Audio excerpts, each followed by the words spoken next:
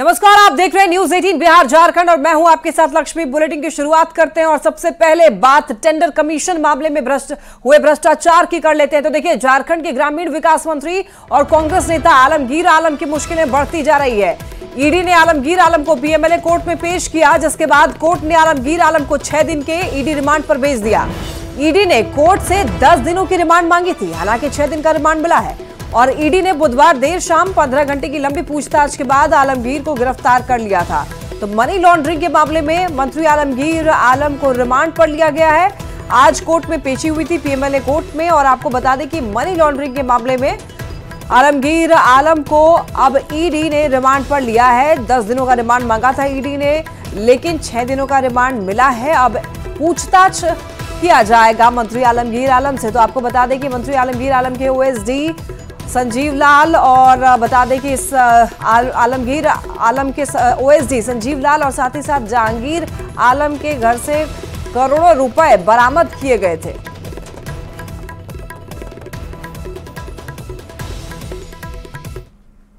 और अब देखिए, आपको बताते चलें कि मंत्री आलमगीर आलम की रिमांड कल से शुरू होगी और आज होटवार जेल जाएंगे। आलमगीर आलम को स्लीप एपनिया नामक बीमारी है, जिस कारण सोने के वक्त उनका ऑक्सीजन लेवल काफी कम हो जाता है। ऐसी हालत में उन्हें मेडिकल सुविधा मुहैया कराई जाएगी। आलमगीर आलम को एक बता दें आपको किसी प्रकार की बीमारी है, सोने के वक्त उनका ऑक्सीजन लेवल काफी कम हो जाता है। तो ऐसी हालत में उन्हें मेडिकल सुविधा भी मुहैया कराई जाएगी। ईडी की रिमांड पर है आलमगीर, लेकिन उनके स्वास्थ्य का ख्याल बिल्कुल रखा जाएगा। 6 दिन क्या बहुत किया सर? क्या सर प्लीज अभी आर्गुमेंट नहीं है। जो ग्राउंड्स ऑफ अरेस्ट था वो सारा बात बता दिया गया है। जज साहब को नोट करा दिया गया है। जज साहब केवल बोले कि 6 दिन के लिए रिमांड में परमिट करते हैं। That's all. Basic ground of arrest क्या था sir? Basic ground of arrest जो कहानी आप लोग जान रहे हैं, कल से आप लोग देख रहे हैं, उसी के बेसिस पे हम लोगों ने सारा बात को लिखा हुआ है। कल से शुरू वो अभी जज साहब ऑर्डर बोले हैं 6 दिन के लिए, वो कब से शुरू होगा, ऑर्डर आएगा तब बताएंगे। और ज्यादा जानकारी के लिए संवाददाता ओम प्रकाश हमारे साथ जुड़ रहे हैं। ओम प्रकाश, देखिए, कैश कांड में घिरे मंत्री आलमगीर आलम की मुश्किलें बढ़ती ही दिख रही हैं, क्या कुछ अपडेट है इस मामले में? जी बिल्कुल, अगर बात की जाए तो फिलहाल जो है आलमगीर आलम को होटवार स्थित बिरसा मुंडा केंद्रीय कारा भेजा गया है और आज जो है, आज का पूरा दिन, आज की रात जो है वो आलमगीर आलम के जेल में ही कटने वाली है। दूसरी तरफ अगर बात की जाए तो कल से ईडी की रिमांड जो है वो शुरू होगी। वहीं जो अदालत को ईडी के द्वारा जानकारी दी गई है उसमें जाहिर तौर पर ये बातें कही गई हैं कि जो वीरेंद्र राम, जो कि पूर्व जो ग्रामीण विकास विभाग के चीफ इंजीनियर थे, उनके द्वारा जो जानकारियां, जो स्टेटमेंट ईडी को दिए गए हैं, उसे भी कोट किया गया है रिमांड कॉपी में, जिसमें पूरी तरह से बताया गया है कि इस टेंडर के खेल का जो पूरा जो सिरा है वो आलमगीर आलम के हाथ में था। उनके पास 1.5% जो कमीशन की राशि है वो जाया करती थी और वो पूरी राशि आलमगीर आलम की होती थी। वहीं जो पैसे मिले हैं जो जहांगीर के आवास से, उस पैसे का सीधा ताल्लुक जो है वो आलमगीर आलम से है। ये बातें भी कोर्ट को ईडी के द्वारा बताई गई हैं, जिसमें यह कहा गया है कि संजीव लाल जो है वो कलेक्शन का काम किया करता था और वो पैसे लाकर जहांगीर के घरों में रखता था और वही पैसे जो हैं वो आलमगीर आलम के हैं और इस वजह से वो कलेक्शन जो है वो जुड़ता जा रहा है। वहीं दूसरी तरफ ईडी के द्वारा ये बातें भी बताई गई हैं कि इस पूरे जो खेल को लेकर कई बातें जो हैं वो वीरेंद्र राम के द्वारा भी बताई गई थी। कमीशन के खेल को पूरी तरह से वीरेंद्र राम के द्वारा जो है वो उजागर किया गया था। वहीं दूसरी तरफ ये बात भी बताई गई है, एक ऐसा टेंडर था, हालांकि उस टेंडर का जिक्र अभी तक नहीं आया है खुलकर सामने, लेकिन ये बातें कहेंगी एक टेंडर को दिलाने के लिए सीधा 3 करोड़ रुपया जो है वो ग्रामीण विकास विभाग के मंत्री आलमगीर आलम के पास पहुंचाया जाता है और ये पैसा पहुंचाने का काम जो है असिस्टेंट इंजीनियर के द्वारा किया जाता है। ये बातें जो हैं ये कोर्ट के समक्ष रखी गई हैं। अब इस पूरे मामले में और इसके जो पूरे खेल के अगर मुख्य भूमिका की बात की जाए तो आलमगीर आलम की भूमिका सबसे अहम है और इस वजह से ही ईडी ने उनके रिमांड की मांग की थी।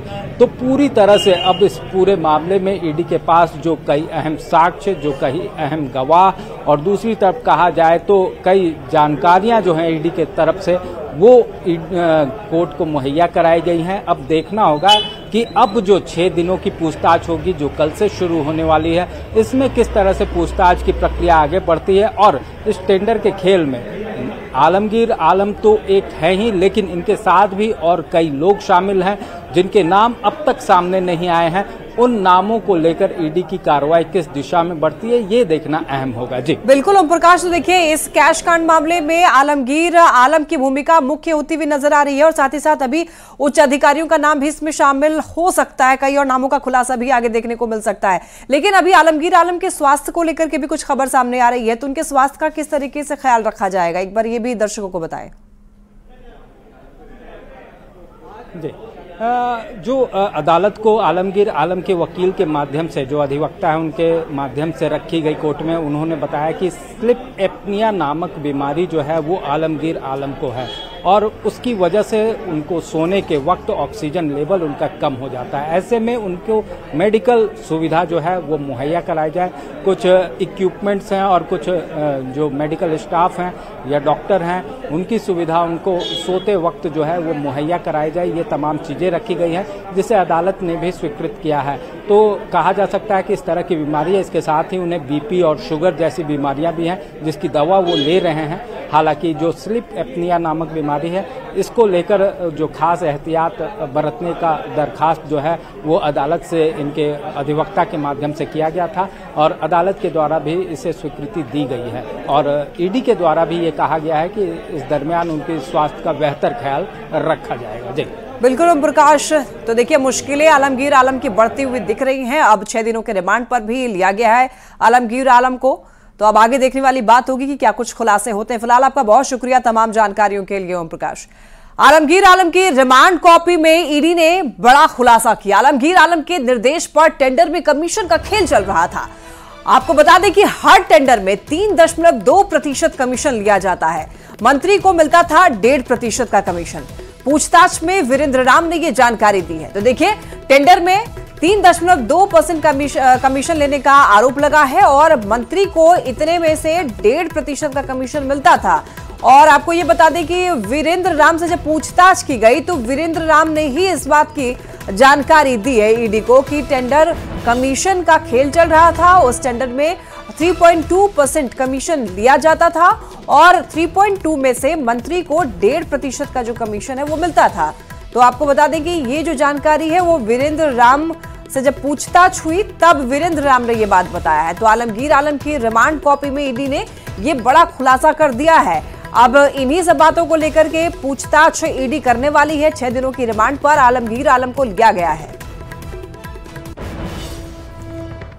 तो मंत्री आलमगीर आलम की गिरफ्तारी के बाद झारखंड का सियासी पारा भी हाई हो गया है। बीजेपी प्रवक्ता शाहनवाज हुसैन ने झारखंड सरकार और आरजेडी पर जमकर हमला बोला। जब नौकर इतना अमीर है तो मालिक का हाल क्या होगा। तो पूरे तथ्य के साथ गिरफ्तारी हुई है, लेकिन गिरफ्तारी हुई है झारखंड में और बिहार के कुछ नेता बड़ा डर रहे हैं। ये क्या बात है? जो भ्रष्टाचार करेगा वो बख्शा नहीं जाएगा। मंत्री आलमगीर आलम की गिरफ्तारी पर बीजेपी राष्ट्रीय महामंत्री अरुण सिंह ने जमकर हमला बोला और आलमगीर आलम से इस्तीफे की मांग कर दी है। देखा कि 38 करोड़ रुपए उनके सहयोगी और नौकर के पास से मिले हैं, तो कल्पना करना चाहिए कितने 100 करोड़ रुपए और उनके पास होंगे। और उसके बाद भी अभी तक इस्तीफा नहीं दिए आलमगीर आलम। पूरे झारखंड में land mafia, sand mafia, stone mafia, liquor mafia, यह सरकार को चला रहे हैं। भाजपा की सरकार आने पे झारखंड को संवारने का काम करती है और इनकी गठबंधन जो जेएमएम, कांग्रेस और आरजेडी की सरकार हमेशा लूटने का काम करती है। इसलिए झारखंड लगातार काफी पीछे जा चुका है, पिछड़ चुका है। संथाल परगना में जो लैंड जिहाद का केस कि बांग्लादेशी आते हैं, आदिवासी लड़कियों से शादी करते हैं, शादी करने के बाद जमीन हड़पते हैं, जमीन हड़पने के बाद बोटी बोटी काटने का काम करते हैं, लेकिन सरकार उन पर कार्रवाई नहीं करती क्योंकि तुष्टीकरण के मार्ग में चल रही है।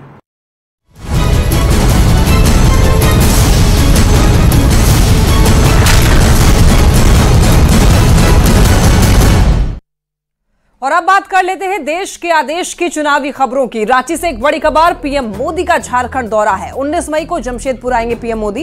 यहां पर घाटशिला में सभा को संबोधित करने वाले हैं। विद्युत वरण महतो के लिए यहां पर प्रचार करेंगे। पीएम के आगमन को लेकर के तैयारी तेज हो चुकी है।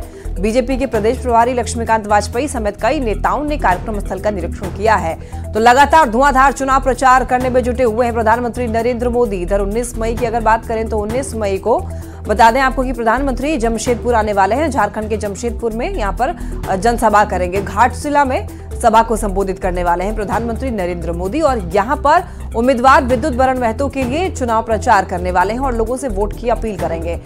और पीएम के आगमन को लेकर के तैयारी तेज कर दी है। भारतीय जनता पार्टी के प्रदेश प्रभारी लक्ष्मीकांत वाजपेयी समेत कई नेताओं ने कार्यक्रम स्थल का निरीक्षण भी किया है। कार्यकर्ताओं में काफी जोश देखने को मिल रहा है। प्रधानमंत्री नरेंद्र मोदी अपने चुनाव प्रचार प्रसार में जुटे हुए हैं। शुरुआत हो चुकी है। झारखंड में 14 सीट है और 14 सीट को जीतने के लिए भाजपा के झारखंड प्रभारी लक्ष्मीकांत वाजपेयी लगातार जो है वो मेहनत कर रहे हैं। हमारे साथ सीधे तौर पर 14 सीट को लेकर कैसी तैयारी है?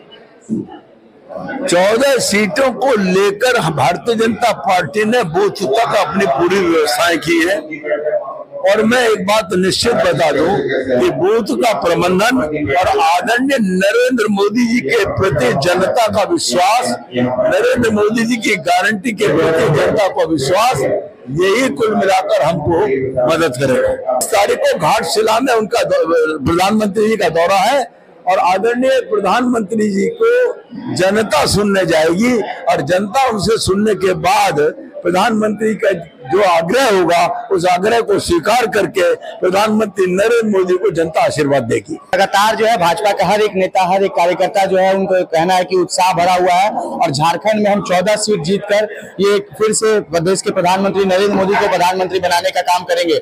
मगर आने वाला 4 जून ही पता चलेगा कि जनता किस प्रत्याशी को अपना ताज पहनाती है। न्यूज़ 18 के लिए जमशेदपुर से आशीष कुमार तिवारी।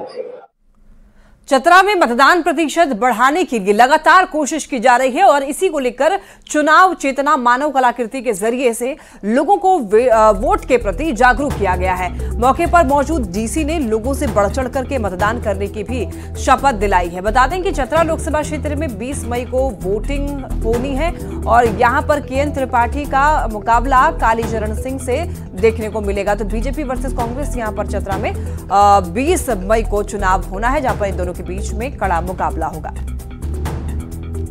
जिला मुख्यालय में इस स्टेडियम पे हम लोगों ने 300 फीट बाय 250 फीट की एक कलाकृति यहाँ पे हम लोगों ने बनाई। इसमें 5000 से अधिक बच्चे और जो भी मतदाता हैं, सभी कर्मी आमजन हैं, उस आकृति पे खड़े थे। चतरा लोकसभा सीट से कांग्रेस ने केएन त्रिपाठी को चुनावी मैदान में उतारा है। केएन त्रिपाठी इस बार बीजेपी की सीट कही जाने वाली चतरा में दिन रात पसीना बहा रहे हैं, मेहनत कर रहे हैं और उन्होंने दावा किया है कि इस बार कोई लड़ाई जैसी बात नहीं है, जनता ही मालिक है और जनता ने जो ठान लिया वही होगा। तो कांग्रेस के उम्मीदवार के केएन त्रिपाठी से बात की न्यूज़ 18 संवाददाता अविनाश कुमार ने। सुनिए। मतदान की तारीख जैसे जैसे नजदीक आ रही है, मुकाबला दिलचस्प होता जा रहा है। इस वक्त हमारे साथ कांग्रेस के उम्मीदवार केएन त्रिपाठी हैं। बहुत अनुभवी हैं, इससे पहले विधायक भी रहे, मंत्री भी रहे और इस बार सांसद बनने की रेस में हैं। देखिए, फैसला जनता को करना है। भारत सरकार ने पिछले 10 वर्षों में बेरोजगारी, महंगाई जैसे चीजों पर, जिससे देश मजबूत होता है, देश की नींव मजबूत होती है, हमारा जो युवा बेरोजगार है उसकी ऊर्जा यदि देश के उत्पादन में लगेगी तभी तो देश संपन्न होगा, ताकतवर होगा, मजबूत होगा।